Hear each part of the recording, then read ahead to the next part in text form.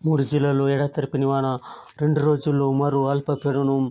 నైరుతి బంగాళాఖాతంలో తీవ్ర అల్పపీడనం పశ్చిమ వాయువ్యంగా పయనించి శుక్రవారం నాటికి బలహీనపడనుంది. దీని ప్రభావంతో తమిళనాడు, రాయలసీమ, దక్షిణ కోస్తా జిల్లాల్లో బుధవారం రాత్రి నుంచి వర్షాలు కురుస్తున్నాయి. గురువారం ఉదయం నుంచి తిరుపతి పరిసర ప్రాంతాల్లో ఎడతెరిపి లేకుండా వర్షాలు కురిశాయి. గురువారం ఉదయం 8 గంటల నుంచి సాయంత్రం 7 గంటల వరకు తిరుపతి జిల్లా